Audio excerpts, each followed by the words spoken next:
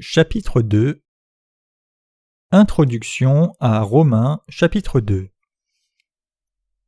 Dans ce monde, deux groupes, les Juifs et les chrétiens, croient en Dieu. Et parmi ces peuples, il y a ceux qui croient en Jésus et ceux qui n'y croient pas. Dieu considère comme inutile la foi de ceux qui ne croient pas en Jésus. Pourtant, le plus grave problème auquel les chrétiens font face, c'est qu'ils croient en Jésus d'une certaine façon, mais n'ont pas obtenu la rémission de leurs péchés. L'apôtre Paul parle de ce sujet dans Romains chapitre 2, non seulement pour les Juifs et les Grecs, mais aussi pour les chrétiens d'aujourd'hui. Les Juifs jugent facilement les autres. L'apôtre Paul fait des reproches autant aux Juifs qu'aux chrétiens qui ont le même genre de croyance. En Romains 2, verset 1, Paul dit « Ô homme, toi qui juges !» et fait des reproches à ceux qui sont intoxiqués par leur sentiment de supériorité à l'égard d'être juifs ou chrétiens. Même ceux qui ne sont pas nés de nouveau après avoir cru en Dieu connaissent ce qui est mal par la loi de la conscience dans leur cœur. Voilà pourquoi ils disent aux autres de ne pas voler. Pourtant, ils commettent eux-mêmes l'adultère et ne gardent pas la parole du Seigneur, mais guident les autres avec les commandements de Dieu en professant croire eux-mêmes en Dieu. Ce sont des gens parmi les Juifs et les chrétiens qui ne sont pas nés de nouveau. Ceux qui croient en Dieu avertissent les autres de ne pas adorer les idoles, ni de commettre de meurtre, s'enorgueillissant et gardant la loi de Dieu, ils déshonorent ainsi Dieu en violant ses lois. Les gens qui ne connaissent pas la justice de Dieu mais qui croient en Jésus disent aussi que Jésus est leur sauveur. Mais leur foi n'est pas basée sur la justice de Dieu, alors ils s'opposent à la vraie justice de Dieu qui a déjà effacé tous leurs péchés. Eux-mêmes n'ont pas conscience qu'ils s'opposent aux vrais croyants en Dieu. Nous pouvons constater que beaucoup de gens se donnent le nom de chrétiens, mais rejettent l'Évangile qui contient la justice de Dieu, sans connaître l'amour de Jésus ou la circoncision spirituelle. Ils proclament suivre la volonté de Dieu, mais en vérité ils n'ont pas accepté Jésus et l'ont crucifié à la croix sous une accusation de blasphème, parce que Jésus s'est identifié lui-même comme le Fils de Dieu.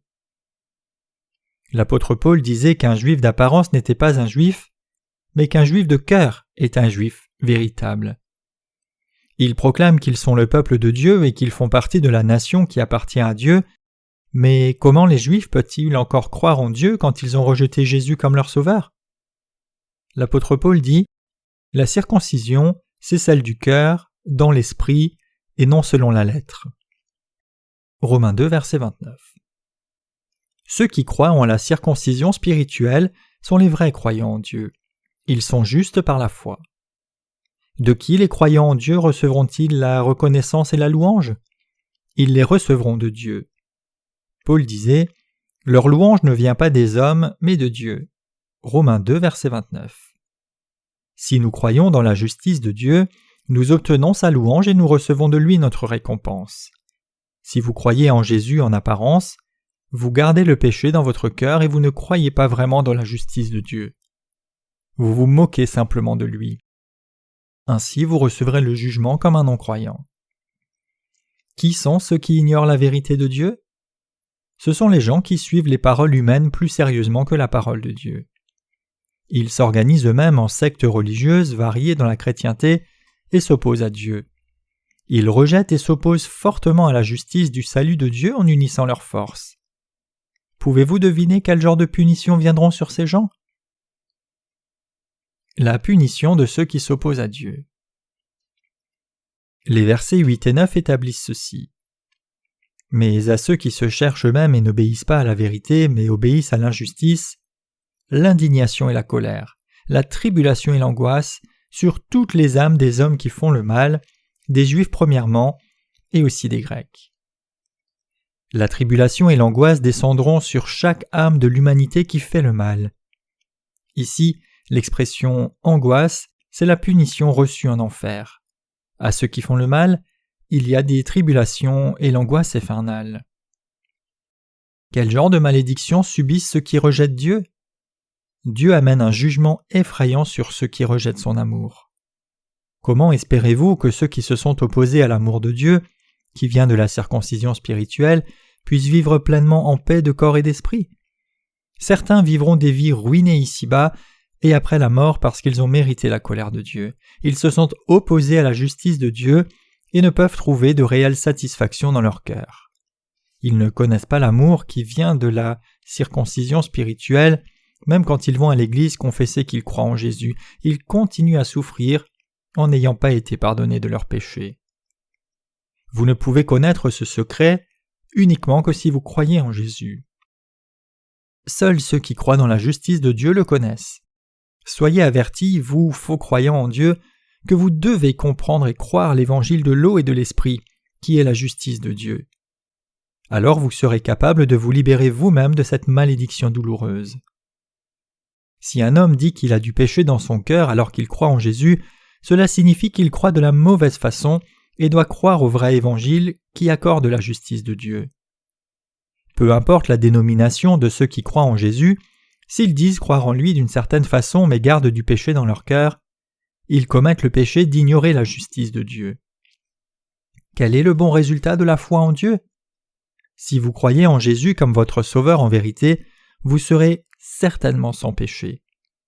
Cependant, si vous avez du péché dans votre cœur même après avoir cru en Jésus, cela signifie que vous n'avez pas pleinement compris la justice de Dieu.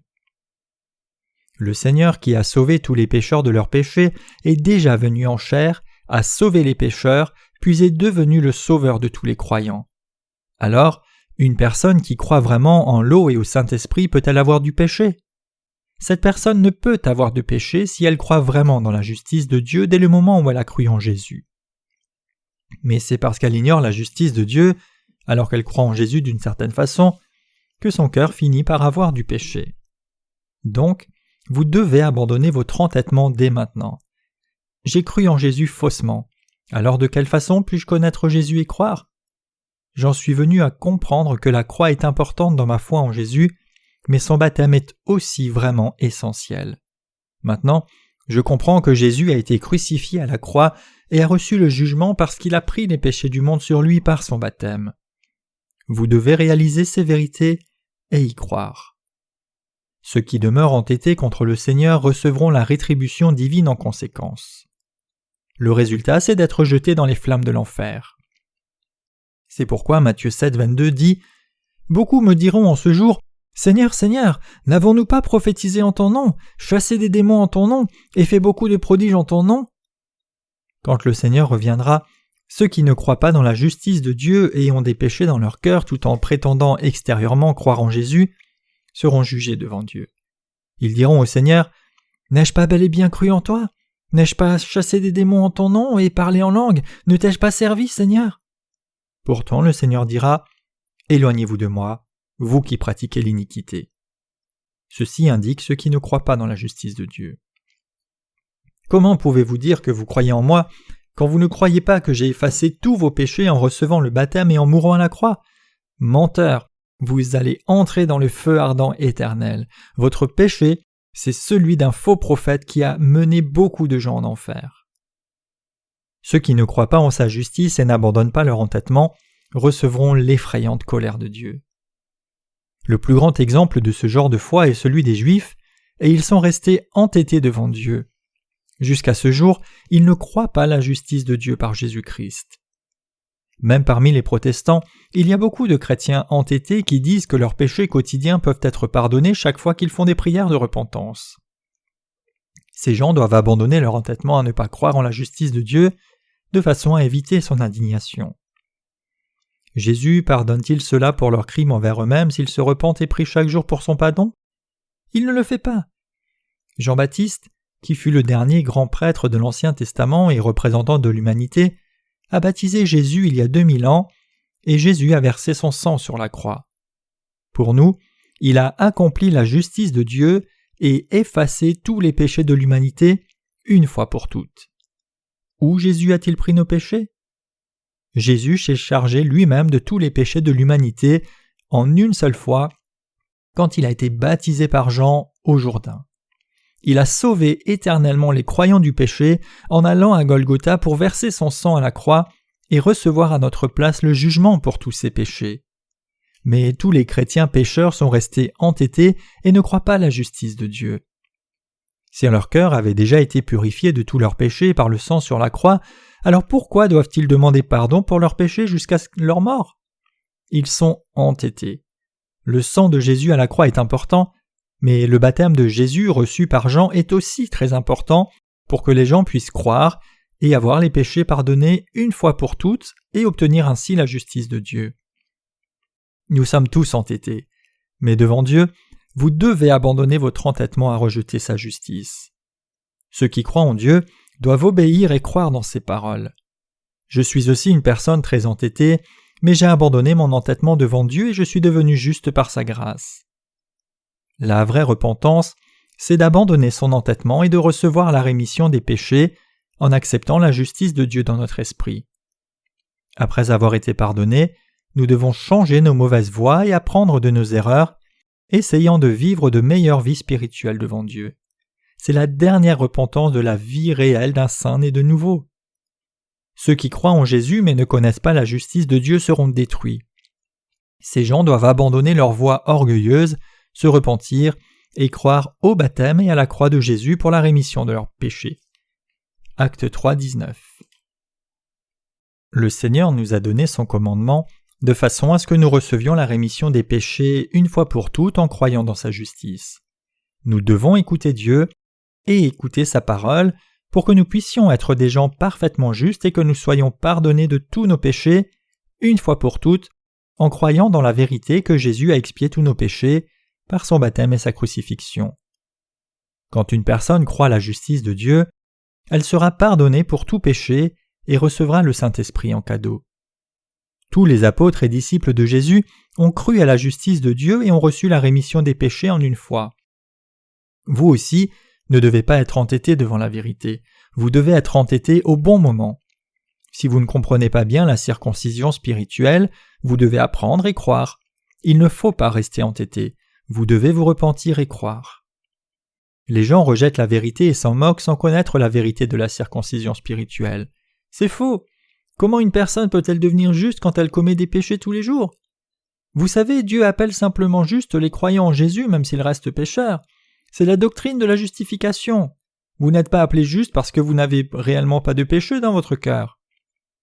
Pourtant, vous devez savoir que ceci est vraiment un enseignement erroné. Dans la Bible, Dieu dit qu'à travers la circoncision spirituelle, qui nous donne la rémission des péchés, il a effacé tous nos péchés. Vous êtes sans péché maintenant, parce qu'il a pris tous vos péchés, vous êtes justes. Croyez-vous en sa justice? Si vous croyez dans la parole de la circoncision spirituelle, alors vous faites partie de son peuple et vous êtes sans péché. Dieu nous parle de sa délivrance complète, mais les chrétiens de nom calomnient et se moquent des chrétiens nés de nouveau qui croient dans la circoncision spirituelle. Ils disent « Comment une personne peut-elle devenir juste alors qu'elle commet sans cesse des péchés ?» Vous pouvez appeler une personne comme juste seulement par la doctrine de justification. Comment pouvons-nous penser qu'une personne puisse vraiment être sans péché? Une personne ne peut que pécher chaque jour. Ils calomnient ainsi et demeurent entêtés parce qu'ils ne croient pas dans la justice de Dieu. Mais Dieu donne la vie éternelle à ceux qui sont patients en faisant le bien. Ceux qui recherchent la gloire, l'honneur et l'immortalité en continuant patiemment à faire le bien deviennent les enfants de Dieu. Mais ceux qui ne le font pas recevront le châtiment. Tout le monde veut devenir enfant de Dieu et vivre une vie éternelle. Jésus donne la vie éternelle à ceux qui veulent sérieusement vivre éternellement et vivre sans péché. Ce que je veux vraiment, Seigneur, c'est croire en la rémission du péché par la circoncision spirituelle pour que je puisse vivre une vie sans aucune honte dans ma conscience. Je veux devenir ton enfant. Je veux croire en ta justice et te plaire. Je veux devenir sans péché. S'il te plaît, sauve-moi de tous mes péchés. À ceux qui cherchent le juste salut de Dieu et souhaitent être pardonnés de tous leurs péchés, Dieu accorde l'écoute de toutes leurs espérances et pardonne tous leurs péchés en leur donnant l'évangile de la justice de Dieu. À ceux qui veulent vivre éternellement, Dieu donne la vie éternelle. Qu'est-ce que la circoncision spirituelle? Elle signifie la rémission des péchés accomplis par le baptême de Jésus et son sang à la croix. Le sang de l'agneau et le jugement subi à notre place et le baptême de Jésus par Jean signifie que les péchés du monde ont été transférés sur Jésus. Même aujourd'hui, la chrétienté ne peut ignorer l'Ancien Testament parce qu'alors elle ne pourrait croire au Nouveau Testament. Dans les Écritures, nous pouvons constater que la circoncision spirituelle et le sang de l'agneau au rituel de la Pâque sont étroitement reliés. Dans 1 Jean 5, verset 6, il est dit que Jésus est venu non seulement par l'eau, mais par l'eau et le sang. Jésus n'est pas venu seulement par l'eau ou par le sang, mais par les deux. Vous devez croire en la circoncision spirituelle contenue dans la parole de l'eau, du sang et de l'Esprit qui vous a délivré de tous vos péchés. En lisant le livre de l'Exode chapitre 12, j'avais certaines questions sur la circoncision spirituelle. Que signifie le chapitre 12 de l'Exode ? J'ai regardé attentivement tout le chapitre et tous les passages qui sont reliés dans la Bible encore et encore. Et j'ai fini par réaliser que les Israélites peuvent participer à la fête de la Pâque parce qu'ils ont reçu la circoncision. Et dans le Nouveau Testament, il est dit que Jésus n'a pas simplement versé son sang à la croix, mais il a versé son sang parce qu'il avait été baptisé par Jean. Dieu donna 2 ordonnances aux Israélites pour célébrer la fête de la Pâque légitime. Recevoir la circoncision d'abord, et ensuite manger la viande de l'agneau pascal. C'était la circoncision spirituelle de l'Ancien Testament. Dans le Nouveau Testament, il est dit que nos péchés ont été transférés sur Jésus par son baptême par Jean et qu'il a versé son sang à la croix. J'ai trouvé qu'accepter ces faits nous amène à la vérité pour recevoir la circoncision spirituelle. Jésus-Christ a été baptisé par Jean au Jourdain, et c'est ainsi qu'il se chargea des péchés du monde et c'est pourquoi il devait mourir sur la croix pour recevoir le jugement à notre place. Vous pouvez expérimenter le salut de tous vos péchés et iniquités en acceptant cette vérité dans votre cœur. Pour qu'une personne reçoive le salut de tout péché, elle a besoin de croire dans la justice de Dieu qui peut nous donner la circoncision spirituelle. Les gens ont besoin de réaliser cette vérité. Vous, lecteurs, devez percevoir la vérité que la circoncision spirituelle de l'Ancien Testament et le baptême de Jésus du Nouveau Testament forment une paire en ce qui concerne la rémission des péchés. Jésus n'a pas reçu le jugement parce qu'il avait péché, mais il est mort à la croix pour l'humanité parce qu'il avait été baptisé en se chargeant ainsi des péchés du monde sur son propre corps. C'est la foi de ceux qui ont reçu la circoncision spirituelle. Ceux qui croient dans la justice de Dieu à travers la circoncision spirituelle n'ont pas de péché parce qu'ils croient vraiment en Jésus. Je plains ceux qui croient en Jésus d'une certaine façon et qui n'ont pas reçu la circoncision spirituelle de Dieu. Ils doivent croire dans la vérité que Jésus a pris tous les péchés du monde quand Jean l'a baptisé. Malheureusement, la plupart des chrétiens croient seulement en la croix, mais pas au baptême de Jésus. Ainsi, ils n'ont pas la foi qui croit dans la justice de Dieu. Nous devons savoir que nous devons croire ce que Dieu nous a dit dans les Écritures. Nous devons renoncer aux doctrines et enseignements des théologiens et croire seulement la parole de Dieu qui nous mènera à sa justice.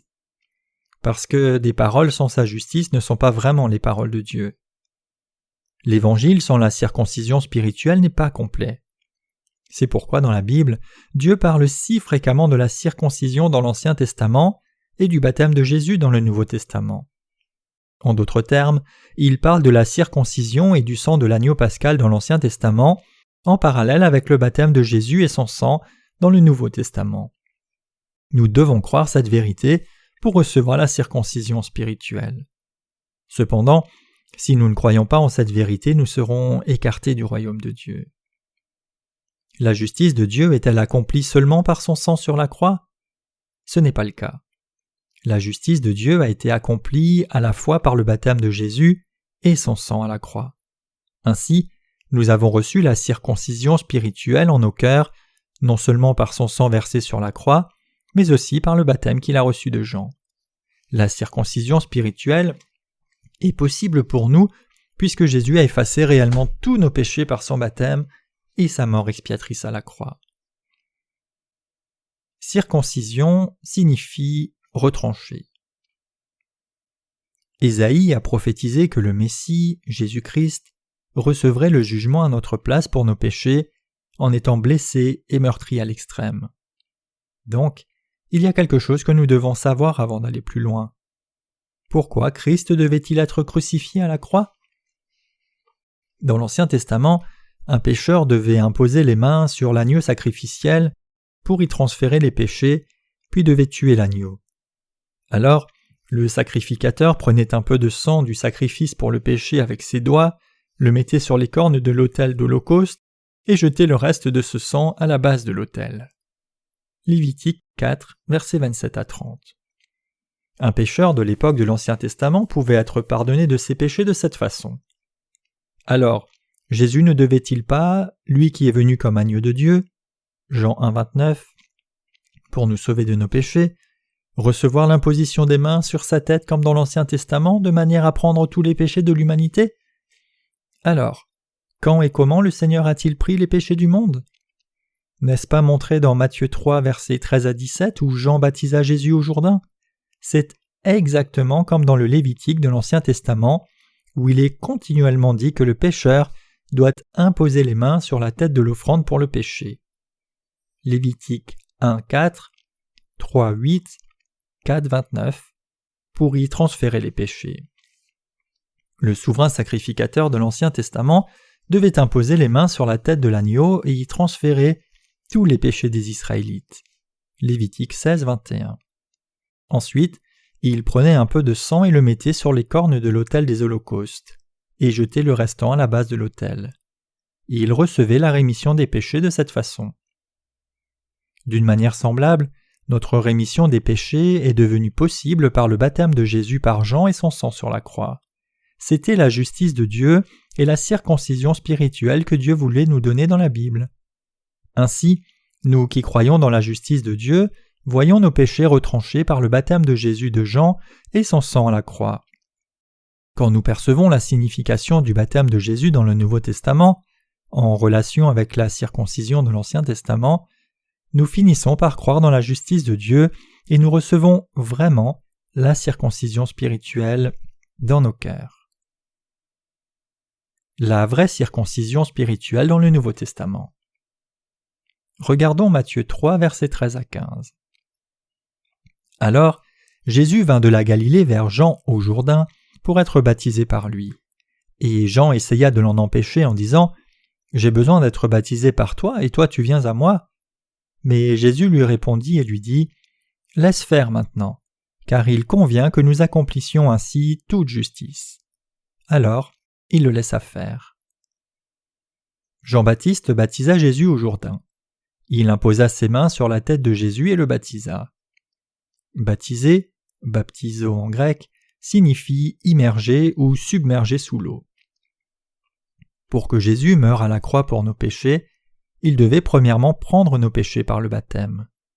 Ainsi, il fut baptisé par Jean d'abord, et ainsi submergé dans l'eau. Pourquoi fut-il baptisé? C'est parce que lorsqu'il fut baptisé, toute la justice de Dieu pouvait être accomplie.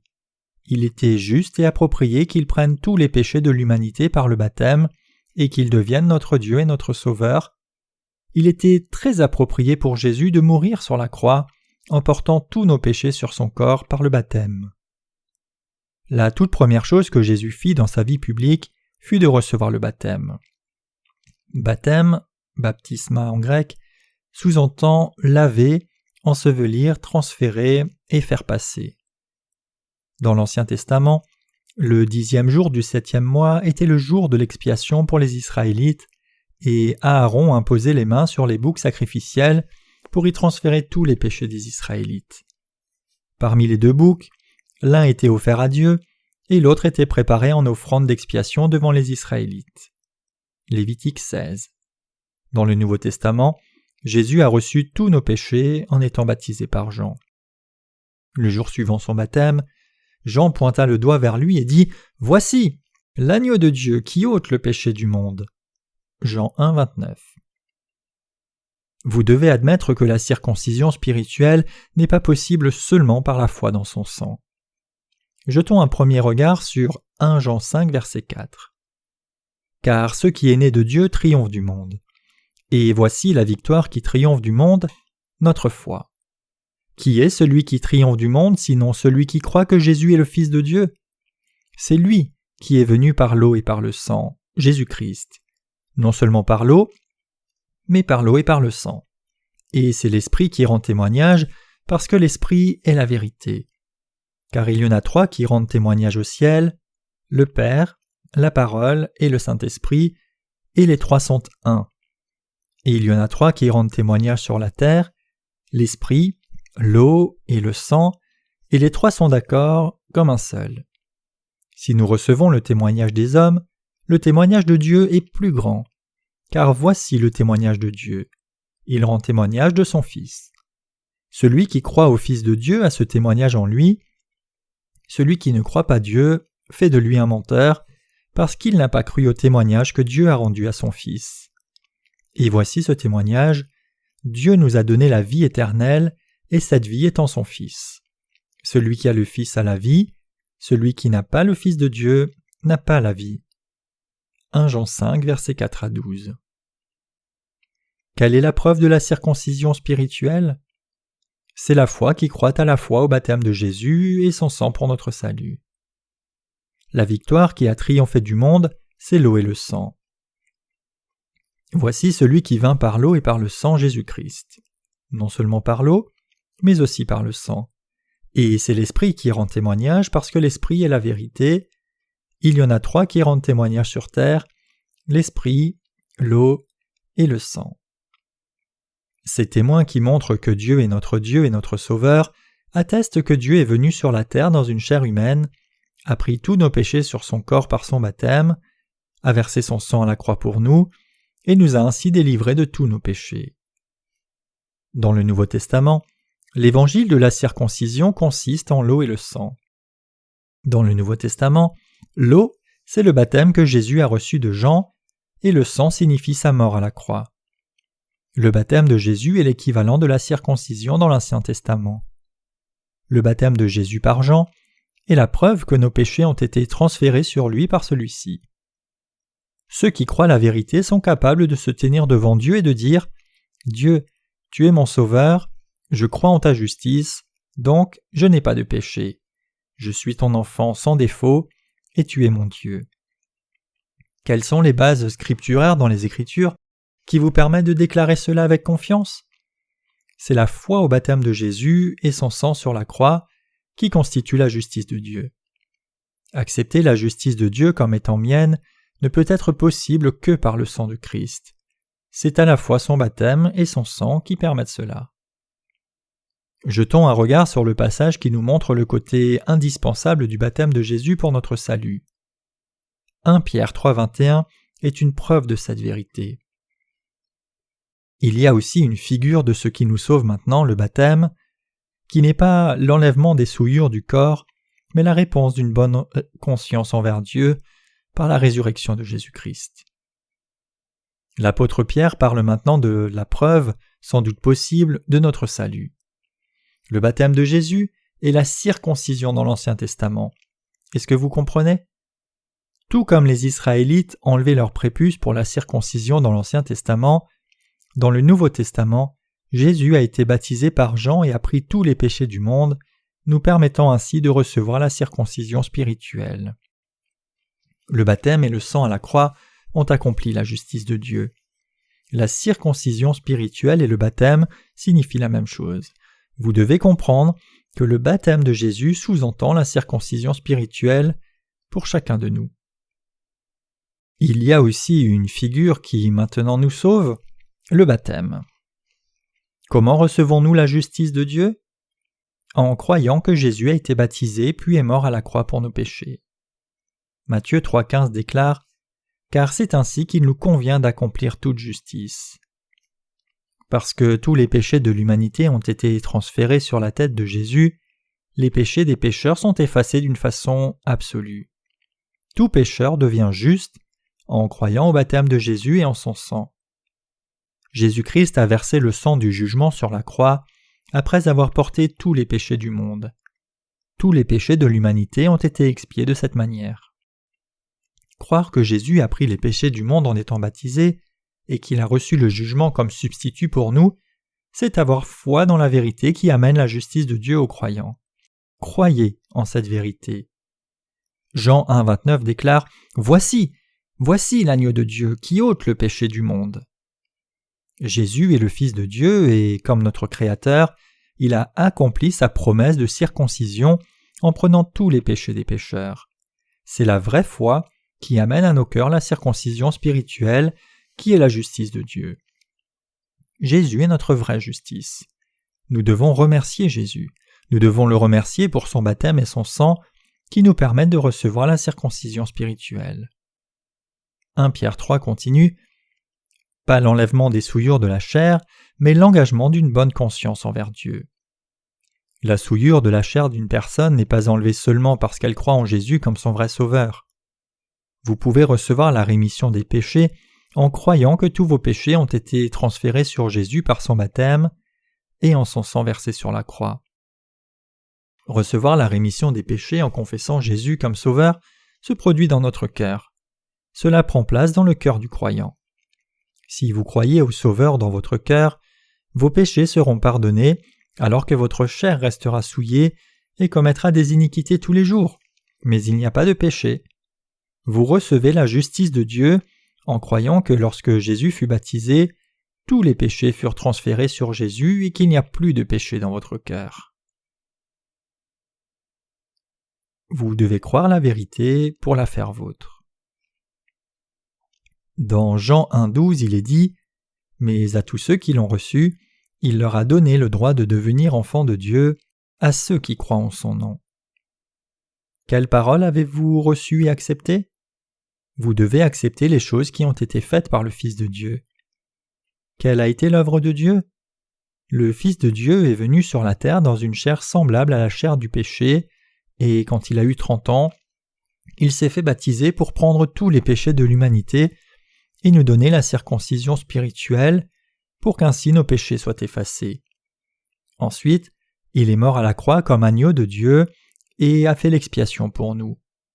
Le Seigneur est devenu l'offrande éternelle pour le péché de tous les pécheurs et nous a sauvés éternellement. C'est la vraie foi. Nous devenons justes en croyant dans cette vérité. Pouvons-nous recevoir la circoncision spirituelle seulement par le sang de Christ ? Non, nous ne pouvons pas. Le baptême de Jésus a enlevé tous les péchés et le jugement qu'il a reçu sur la croix en versant son sang pour les pécheurs était le jugement subi à notre place, pour vous et moi. Nous sommes sauvés du péché et exemptés du jugement parce que nous croyons dans l'évangile de la justice de Dieu, c'est-à-dire l'évangile du baptême de Jésus et son sang sur la croix. Recevoir Jésus comme le Sauveur peut effacer tous les péchés du cœur d'un pécheur. Recevez la circoncision spirituelle dans vos cœurs, alors la justice de Dieu deviendra vôtre. La vraie circoncision spirituelle doit prendre place dans le cœur. En Romains chapitre 2, l'apôtre Paul dit « La circoncision, c'est celle du cœur. » Comment pouvez-vous circoncire votre cœur ? C'est possible en croyant que Jésus-Christ est venu sur la terre dans une chair humaine, qu'il a été baptisé pour prendre tous les péchés du monde, qu'il est mort en versant son sang à la croix, et qu'il est ressuscité pour être notre Sauveur éternel. L'apôtre Paul dit que la circoncision devait être faite dans le cœur, et vous pouvez être circoncis de cœur en croyant au baptême de Jésus. Si vous voulez recevoir la circoncision spirituelle dans votre cœur, croyez au baptême de Jésus. Alors, vous deviendrez un enfant de Dieu. La personne qui croit que le baptême de Jésus et son sang l'ont délivré de tous ses péchés est juste. Amen. Jusqu'à ce qu'il ait 29 ans, Jésus a mené une vie privée en soutenant sa famille, mais quand il a eu 30 ans, il a commencé à vivre sa vie publique. Durant sa vie publique, il a effacé tous les péchés de l'humanité et a délivré tous les pécheurs de leurs péchés. La première chose qu'il a faite était de recevoir le baptême, de façon à délivrer les pécheurs de leurs péchés et en faire des justes. Alors Jésus vint de la Galilée vers Jean au Jourdain pour être baptisé par lui. Matthieu 3, verset 13. Pourquoi Jésus chercha-t-il à se faire baptiser ? Nous devons savoir qu'il a fait cela de manière à prendre tous les péchés des pécheurs. Nous ne devons pas nous méprendre sur la vraie signification de son baptême. Le baptême consiste à laver les péchés en les transférant. C'est pourquoi Jésus, de manière à prendre les péchés des pécheurs, a demandé à Jean de le baptiser. Qui est ce Jean qui a baptisé Jésus ? Jean est le représentant de toute l'humanité. Cela est bien expliqué en Matthieu 11, versets 11 à 14. En vérité, je vous le dis, parmi tous ceux qui sont nés de femmes, il n'en est pas paru de plus grand que Jean-Baptiste. Mais celui qui est le plus petit dans les royaumes des cieux est plus grand que lui. Et depuis les jours de Jean-Baptiste jusqu'à maintenant, le royaume des cieux subit la violence et ce sont les violents qui le prennent par la force. Car tous les prophètes et la loi ont prophétisé jusqu'à Jean, et si vous voulez l'accepter, il est cet Élie qui devait venir. À partir des jours de Jean-Baptiste, la période de l'alliance de Dieu a pris fin. Et cela parce que Jésus, la personne qui a accompli ses promesses, était venu.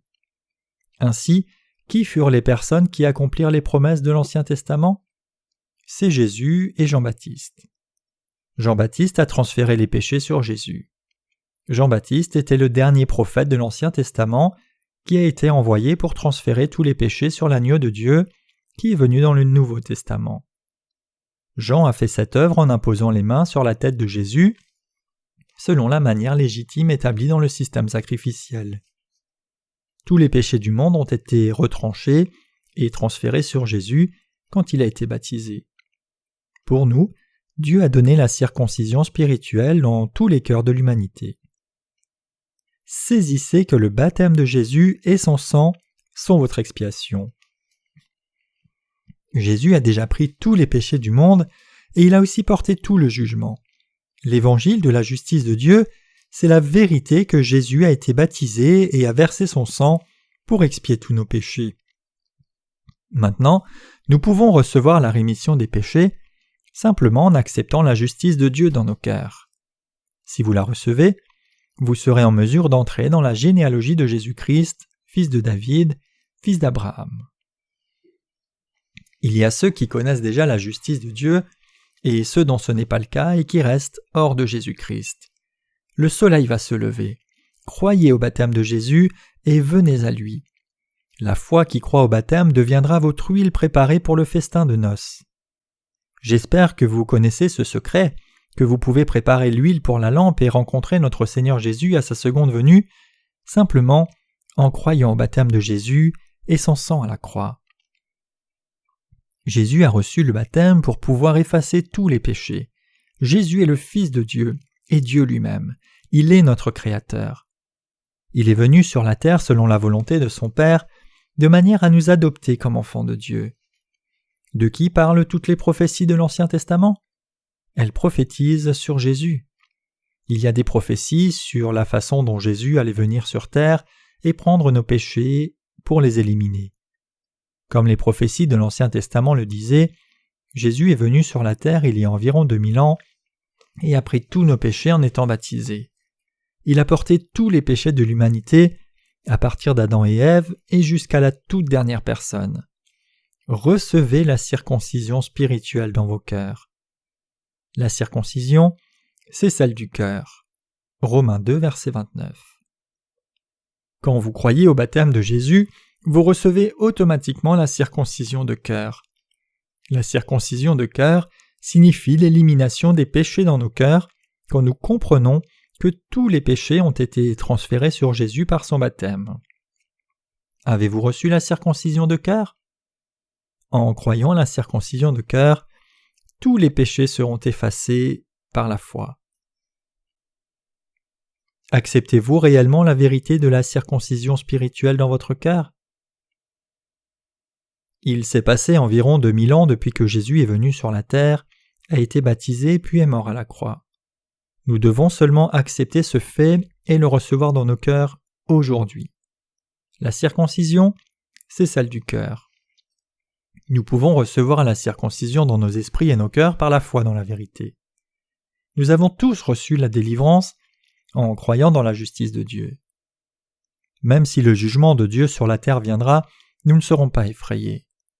Ceux qui croient dans la justice de Dieu ne reçoivent pas le jugement de Dieu. Le jugement de Dieu tombe sur ceux qui n'ont pas accepté la justice de Dieu dans leur cœur. Pourquoi les chrétiens d'aujourd'hui croient en Jésus mais s'égarent ? Pourquoi vivent-ils dans l'agonie ? C'est parce qu'ils croient seulement au sang de Jésus pour leur salut. Maintenant, vous devez admettre que vous avez affligé Dieu par votre entêtement et retourner à la vérité disant que Jésus a pris tous nos péchés en étant baptisé au Jourdain. Alors, la circoncision spirituelle prendra place dans votre cœur. Si vous croyez à la fois au baptême de Jésus et en son sang, la circoncision spirituelle prendra place dans votre cœur et vous ne recevrez pas le jugement de Dieu, mais deviendrez l'un de ses enfants. Dieu deviendra votre Dieu et vous deviendrez un membre de son peuple. S'il y en a parmi vous qui croient en Jésus mais se sont appuyés seulement sur le sang de Jésus, je voudrais vous poser une question. Notre circoncision spirituelle et la justice de Dieu s'obtiennent-elles seulement par le sang de la croix? Notre salut est accompli non par le sang seulement, mais par le baptême de Jésus, son sang et l'Esprit. La justice de Dieu est obtenue en étant unis à Christ. Étudions Romains 6, versets 3 à 8. Ou ne savez-vous pas que la plupart d'entre nous qui avons été baptisés en Christ Jésus, c'est en sa mort que nous avons été baptisés?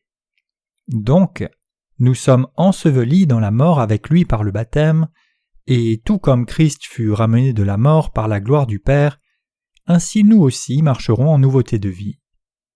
Si nous avons été unis ensemble à l'image de sa mort, nous le serons aussi certainement à l'image de sa résurrection. Sachant que notre vieil homme fut sacrifié avec lui, que ce corps de péché fut réduit à l'impuissance, et que nous ne devons plus être esclaves du péché. Car celui qui est mort est libéré du péché. Maintenant, si nous sommes morts avec Christ, nous croyons que nous vivrons aussi avec lui. Le verset 5 déclare « Si nous avons été unis ensemble à l'image de sa mort, nous le serons aussi certainement à l'image de sa résurrection. » La Bible dit que le salaire du péché c'est la mort, c'est-à-dire que quiconque pêche périra et ira en enfer. N'avions-nous pas tous du péché avant de croire dans la vérité de Jésus-Christ complètement? Oui. Même si vous avez le plus petit péché, vous irez en enfer et vous recevrez le jugement du lac de feu ardent et de soufre. Apocalypse 21, verset 8. Si nous devions payer le salaire de nos propres péchés, qui est la mort, nous ne serions jamais capables d'être sauvés du péché. Donc, Dieu a envoyé Jésus-Christ sur cette terre et a transféré tous les péchés sur lui et l'a jugé à notre place. Dieu nous a sauvés parce qu'il nous aime énormément. Dieu le Père a envoyé son Fils unique dans ce monde, a transféré tous les péchés du monde sur son Fils par le baptême, et l'a crucifié avec des clous pour qu'il puisse verser son sang pour expier tous les péchés. Croire cela, c'est être uni à Jésus. Le salaire du péché, c'est la mort. Nous avions tous des péchés dans nos cœurs et étions supposés aller en enfer à cause de ces péchés, mais plutôt que nous qui étions destinés à aller en enfer, Jésus s'est occupé des péchés au Jourdain en étant baptisé puis puni à notre place sur la croix. Ainsi, sa mort est devenue notre mort parce que son baptême a pris tous nos péchés. C'est la foi qui s'unit à Christ. Beaucoup de gens continuent à croire en Jésus d'une manière religieuse. Ils vont à l'église et versent des larmes en confessant leurs péchés, demandant le pardon. Arrêtez de faire cela dès maintenant et croyez dans la justice de Dieu et vous obtiendrez la paix de Dieu dans votre cœur. Jésus a été baptisé puis est mort à la croix de façon à nous sauver et j'espère que vous croyez en cet évangile. Dieu nous parle de la rémission des péchés à travers Moïse. Moïse a accepté le commandement de Dieu d'aller en Égypte pour délivrer les Israélites, son peuple. Aussi, il est allé en Égypte avec sa femme et son enfant sur un âne. Cette nuit-là, le messager de Dieu est apparu et a essayé de tuer Moïse. Alors sa femme Séphora a pris rapidement une pierre tranchante et a coupé le prépuce de son fils et l'a jeté aux pieds de Moïse en disant « Certainement, tu es un mari de sang pour moi. » Exode 4, verset 25. La vérité de ce passage ressemble à cela. Même le fils de Moïse n'aurait pas été considéré comme un membre du peuple de Dieu s'il n'avait pas reçu la circoncision. Donc, Dieu allait le tuer. Dieu disait que les Israélites ne seraient pas considérés comme son peuple s'ils n'étaient pas circoncis.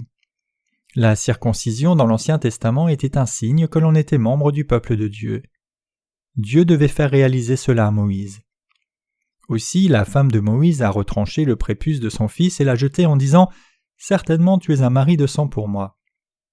Dieu a essayé de tuer Moïse à cause de l'incirconcision de son fils. Même si une personne est un descendant d'Abraham, il sera retranché des Israélites s'il n'est pas circoncis. Seuls les circoncis peuvent manger la chair de l'agneau pascal et tirer une ligne sur le linteau et les deux montants de la porte avec le sang de l'agneau. De la même façon, seuls les circoncis spirituels peuvent participer à la Sainte Communion. Ceux qui n'ont pas cette foi ne pourront jamais entrer dans la justice et donc ne seront pas capables de participer à la gloire de Dieu. L'apôtre Paul était juif. Il était circoncis dès l'âge de 8 jours et a été élevé au pied de Gamaliel. Il était versé dans les Écritures de l'Ancien Testament. Aussi, Paul comprenait bien pourquoi Jésus-Christ avait été baptisé au fleuve du Jourdain et pourquoi il devait mourir à la croix. Donc il pouvait prêcher l'évangile de l'eau et de l'esprit avec beaucoup d'assurance. C'est pourquoi il disait « La circoncision, c'est celle du cœur ». Romains 2, verset 29. Bien sûr, l'apôtre Paul parlait plus fréquemment de la mort de Jésus à la croix. Pourquoi ? Parce que même si Jésus a réalisé notre circoncision spirituelle en prenant nos péchés, s'il n'avait pas été sacrifié à la croix, en d'autres termes s'il n'avait pas reçu le jugement, nous n'aurions pas pu être sauvés. C'est pourquoi Paul a parlé de la croix plus fréquemment. Vous devez garder à l'esprit que la croix est la conclusion et le complément de notre circoncision spirituelle. Cependant, la plupart des chrétiens aujourd'hui n'ont pas la plus petite idée du lien de causalité entre le baptême de Jésus et sa mort à la croix et sont donc condamnés à l'enfer. Si la puissance de la foi en la circoncision spirituelle avait été transmise correctement à travers les générations, le christianisme d'aujourd'hui ne serait pas dans un tel état. Certaines personnes sont vraiment reconnaissantes quand elles rencontrent Jésus pour la première fois, mais elles deviennent déçues de leurs infirmités immuables et deviennent de pires pécheurs avec le temps qui passe. 10 ans peuvent passer après avoir cru premièrement en Jésus, mais ils peuvent devenir de pires pécheurs. Peuvent-ils être pécheurs après avoir cru en Jésus ? Ils chantent un hymne dont les mots sont justes. « Pleurer ne me sauvera pas. Que mon visage soit baigné de larmes, ça ne peut apaiser mes larmes. Ne peut laver les péchés des années. Pleurer ne me sauvera pas. La foi en Christ me sauvera. Laisse-moi croire en ton Fils, croire en l'œuvre qu'il a accomplie. Dans ses bras, Seigneur, aide-moi à courir. La foi en Christ me sauvera. » Ils chantent « Pleurer ne me sauvera pas, la foi en Christ me sauvera. » Mais ce sont seulement des mots. Ils prient en versant des larmes à chaque fois qu'ils pêchent. « Dieu, s'il te plaît, pardonne-moi. Si tu me pardonnes cette fois, je serai bon à partir de maintenant. » Quand un chrétien pêche, il se confesse, pleure et demande pardon, puis se sent mieux. Mais une personne qui répète cela durant des années devient encore plus pécheresse dans son cœur que lorsqu'elle a cru en Jésus pour la première fois 10 ans plus tôt. Cette personne se pose, pleine de regrets, cette question. « Mais pourquoi ai-je cru en Jésus si tôt ? J'aurais dû croire en lui quand j'aurais eu 80 ans ou juste avant mon dernier souffle, j'ai cru trop tôt. » C'est parce qu'elle est supposée vivre selon la volonté, mais elle ne le fait pas. Pour le péché de chaque personne, il doit y avoir un jugement. C'est pourquoi Jésus fut baptisé et jugé à la croix, versant son précieux sang pour qu'il puisse nous sauver de nos péchés. Il est ressuscité des morts après 3 jours. Dieu le Père a ressuscité Jésus. Une personne qui croit en la circoncision spirituelle peut et doit vivre une vie qui répand l'Évangile. La circoncision spirituelle est la preuve que nous devons devenir les enfants de Dieu et que c'est la justice de Dieu. Le baptême de Jésus est la preuve que nos péchés ont été transférés sur lui et son précieux sang sur la croix est la preuve qu'il a payé la rançon de nos péchés en recevant le jugement à notre place. Croyez-vous en Jésus tout en restant pécheur dans votre cœur ? C'est alors la foi d'un hérétique. Tite 3,10 déclare « Rejette l'homme divisé après un premier puis un second avertissement, sachant qu'une telle personne est pervertie et pêche, se condamnant lui-même. » Ceux qui ont des croyances hérétiques sont des pécheurs se condamnant eux-mêmes. Ils insistent sur le fait qu'ils sont pécheurs, même lorsqu'ils sont menacés de mort. Ils sont trop entêtés pour changer leur incompréhension. Dieu dit à ces pécheurs « Tu es un hérétique, tu es un pécheur, tu n'es pas mon enfant, et tu entreras dans le feu éternel de l'enfer. » Ceux qui croient en Jésus mais n'ont pas accepté la justice de Dieu ou la circoncision spirituelle du baptême de Jésus et son sang sont des chrétiens hérétiques et de grands pécheurs qui ne peuvent rien faire d'autre que de confesser leur culpabilité devant Dieu. Les pécheurs qui ne croient pas en la justice de Jésus ne peuvent pas entrer dans son royaume. Ceux qui sont devenus justes après avoir cru en Jésus ont la preuve de la réception de la circoncision spirituelle dans leur cœur. Les preuves sont les suivantes. Jésus est Dieu qui est venu dans la chair d'un homme, et il s'est fait baptiser puis a versé son sang à la croix. Jésus est venu sur terre et a été baptisé par Jean-Baptiste de façon à prendre les péchés du monde. Il a reçu le jugement sur la croix pour rendre parfaite la foi de ceux qui croient dans la circoncision spirituelle. Il est ressuscité des morts en 3 jours, puis est devenu notre Seigneur vivant. C'est le salut vraiment correct de la justice de Dieu, qui ne se fait pas seulement par le sang, mais par l'eau, le sang et le Saint-Esprit. Ce sont les preuves concluantes de la circoncision spirituelle qui rendent témoignage de son parfait salut pour nous. Mes chers chrétiens, acceptez dans vos cœurs que notre salut n'est pas possible seulement par le sang de Jésus, mais par l'eau, le sang et le Saint-Esprit. Dieu a enlevé les péchés du monde et a éliminé complètement la condamnation pour nous. Non seulement il a retranché mes péchés, mais aussi les péchés du monde, en commençant par Adam et jusqu'au péché de la dernière personne sur terre. Il les a tous pris par son baptême et son sang. Recevoir la circoncision spirituelle sauvera quiconque croit dans la justice de Dieu qui a été accomplie par Jésus en venant par l'eau et par le sang.